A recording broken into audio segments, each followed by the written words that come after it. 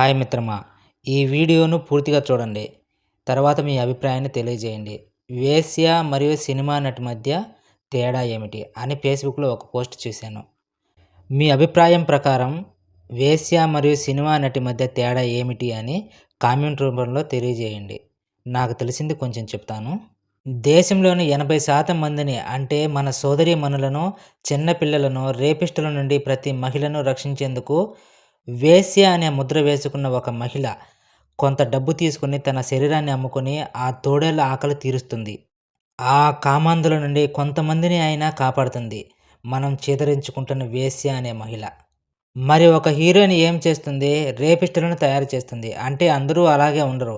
ఇప్పుడున్న కొద్దిమంది cinema heroines మాత్రమే.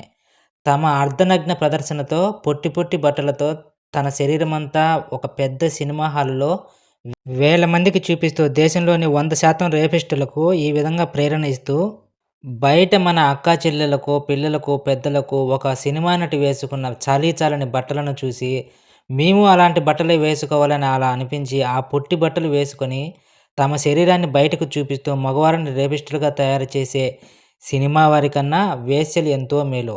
వారి వల్ల సమాజానికి కీడు మాత్రం జరగదు. 2023లో ఆంధ్రప్రదేశ్‌లో జరిగిన మానభంగాల సంఖ్య 770 కేసులు. ఇవి కేవలం పోలీసులకు రిపోర్ట్ చేసినవి మాత్రమే. చెప్పకుండా విన్నవి ఇంకా చాలా ఉండవచ్చును. ఇది చాలా ఎక్కువ, తక్కువ అనే విషయంలోకి నేను వెళ్ళటం లేదు. ఎందుకంటే ఇది ఒక్కొక్కరిది ఒక్కొక్క అభిప్రాయం ఉండొచ్చు. వేశ్య వృత్తి ఆధారంగా స్థానికంగా జీవించే సెక్స్ కార్మికులు ఎక్కువగా ఉన్న రాష్ట్రాల్లో ఆంధ్రప్రదేశ్ తొలి స్థానంలో ఉంది. అంటే మన రాష్ట్రంలో 138,000 మంది పైగా సెక్స్ వర్కర్లు ఉన్నారు. అనంతపురం, కర్నూలు, చిత్తూరు జిల్లాల్లో వీరి సంఖ్య అధికం. ఇప్పుడు చెప్పండి, సుమారుగా లక్షల మందికి పైగా వేశ్యావృత్తి రంగంలో ఉన్నప్పటికీ పోలీస్ స్టేషన్లలో ఇంకా కేసులు నమోదు అవుతూనే ఉన్నాయి. వాళ్ళు లేకుండా ఉంటే పోలీస్ కేసులు, అరాచకాలు ఇంకా ఎంత ఎక్కువగా ఉండేవో కదా. అప్పుడు మన అక్కా చెల్లెల పరిస్థితి ఏమిటి?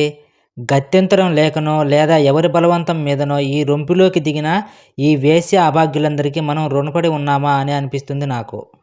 ఈ సినిమాల ప్రభావం వల్ల చాలా వరకు ఇలాంటివే జరుగుతున్నాయి. జరిగిపోయిన సినిమా తరానికి ఇప్పుడు ఉన్న సినిమాకు చాలా వ్యత్యాసం ఉంది. ఇప్పుడు చెప్పండి, 4 గోడల మధ్య నలిగిపోతూ బయట ప్రపంచంతో పని లేకుండా నరరూప రాక్షసులు అయిన కామాంధుల కోరికలను తీర్చుతూ కొంతవరకైనా అత్యాచారాలను ఆపుతున్న ఈ వేశ్య అనే ముద్ర వేసుకున్న ఈ మహిళల కోట్లు సంపాదిస్తూ సమాజంలో అర్ధనగ్నంగా తిరుగుతూ రేపిస్టులకు ప్రేరణ ఇస్తున్న ఈ సినిమా హీరోయిన్స్, వీరి మధ్య తేడా ఏమిటి? ఇదే 100% నిజమని అనుకుంటున్నాను. మీరు ఈ విషయం గురించి ఏం చెప్పాలనుకుంటున్నారో కామెంట్స్ రూపంలో తెలియజేయండి.